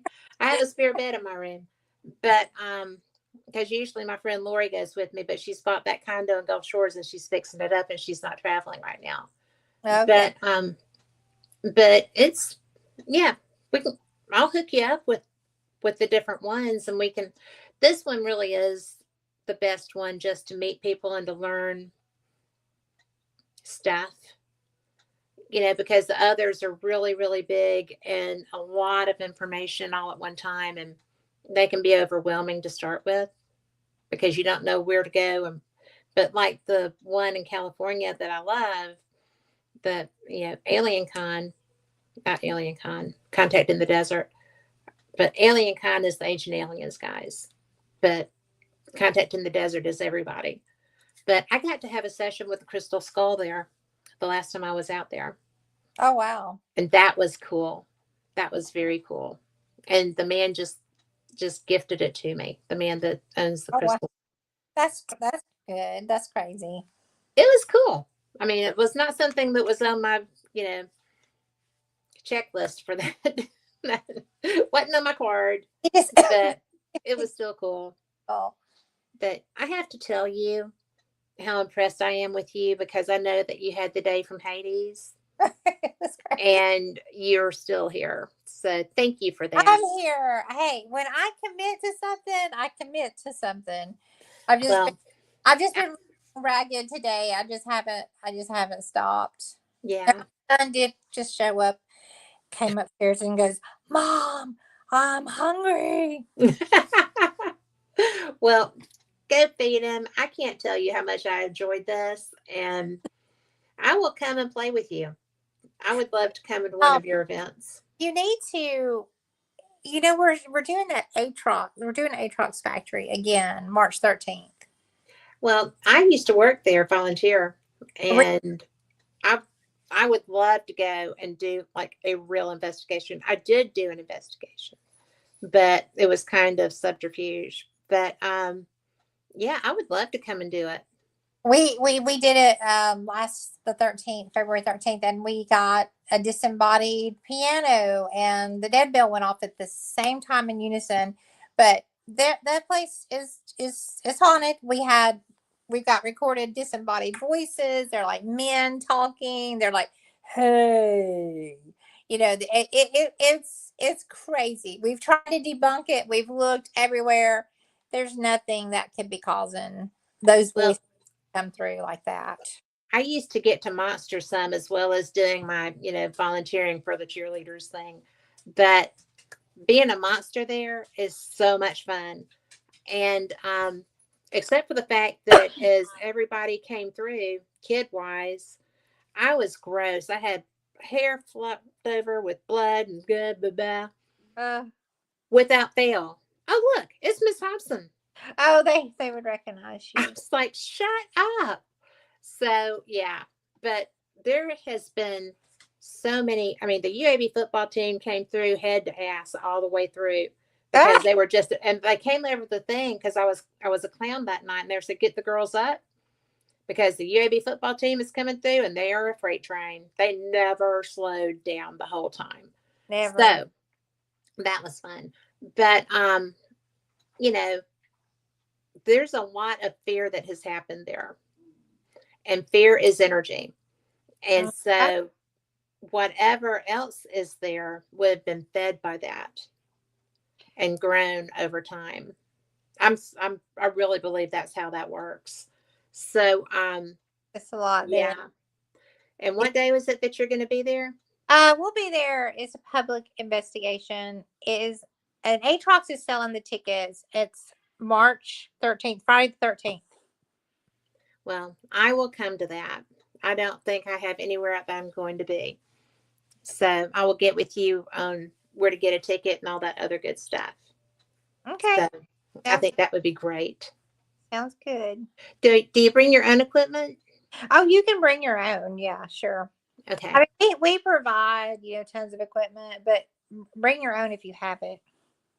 Do you like your dead bell? I do. You just have to turn it down because if not, it just kind of picks up everything. Right. But I like it because it will. You can tell if you're just kind of getting false readings and it's going off. But if you got it turned down and you are asking specific questions like ring the bell 3 times, or it does it when you're really communicating with something Right. or Well, I something. used one. They had one at the Basin Inn Hotel up in Arkansas, Eureka Springs. And we did an investigation up there last year, and they had a bell. And that was very effective, and it was pretty responsive. It was, I mean, I love it. I really do. I mean, I use it, and I've got the spirit candle that I use too now. Okay. So the dead bell and the spirit candle. So I like both of those. If this paranormal investigation equipment wasn't so darn expensive. Yeah. Yeah. But you know what? If it works, it's worth it. So it's really cool. Well, I guess we're out of time, and I guess I need to go try to find Colin some food. Feed that child. He's gonna starve to death. So, but I'm so glad we got to talk. I am too. And, you know, I have wanted to do this for a long time. I'm glad it worked out. Well, just I'm here, and then we've got our other team members too. If you ever want to talk to them, I will. I will get with you to get with them. So thanks. okay.